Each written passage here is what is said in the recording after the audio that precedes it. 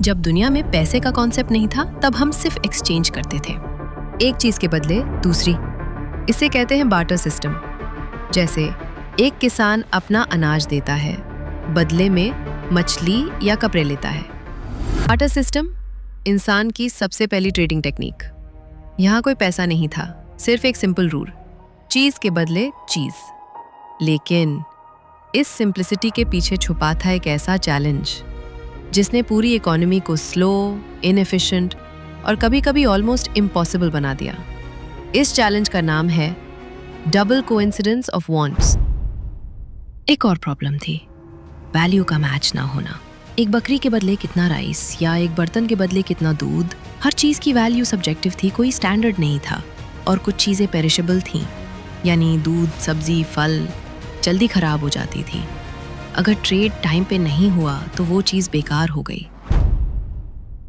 यही था double coincidence of wants का कर्स।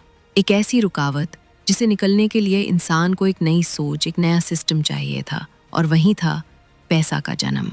एक ऐसा मीडियम जो हर किसी को चाहिए, जिससे कोई भी कभी भी कुछ भी खरीद सकता है बिना किसी कोइंसिडेंस के। 17वीं सेंचुरी लंदन शहर की गलियों में एक नई सोच जन्म ले रही थी। लोगों के पास गोल्ड था, लेकिन गोल्ड को संभालना, ले जाना या ट्रेड करना रिस्की था। चोरी, लूट या सफर में खो जाना, ये सब कॉमन था। इसलिए लोग अपना गोल्ड सिटी के ट्रस्टेड गोल्डस्मिथ्स के पास रखने लगे। गोल्डस्मिथ्स ने डिपॉजिटर्स को एक साइंड, सील्ड प्रॉमिसरी नोट दिया। एक simple promise, I promise to pay the bearer, यानी जब भी तुम चाहो ये नोट दिखाकर अपना गोल्ड वापस ले सकते हो। ये नोट खुद में कोई वैल्यू नहीं रखता था, लेकिन ये एक प्रॉमिस था कि असली गोल्ड वॉल्ट में सेफ है।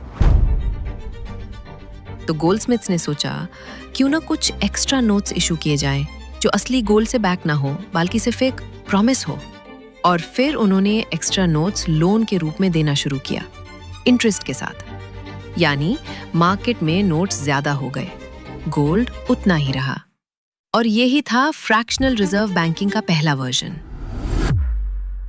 जैसे 2016 इंडिया में एक रात सरकार ने अनाउंस किया 500 और 1000 रुपए के नोट्स अब लीगल नहीं है। करोड़ लोगों के पास जो पैसा था एक पल में सिर्फ कागज बन गया। दुकानदार नोट लेने से मना कर रहे थे, बिजनेस और सब कुछ रुक गया। सिर्फ वही पैसा वैल्यूएबल था जो बैंक में डिपॉजिट हो सकता था या नए नोट के बदले मिल सकता था।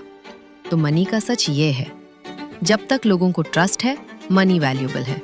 लेकिन जैसे ही ट्रस्ट या अथॉरिटी ने मना किया, चाहे वो नकली नोट हो या डिमोनेटाइजेशन हो, पैसा सिर्फ एक कागज का टुकड़ा बन जाता है।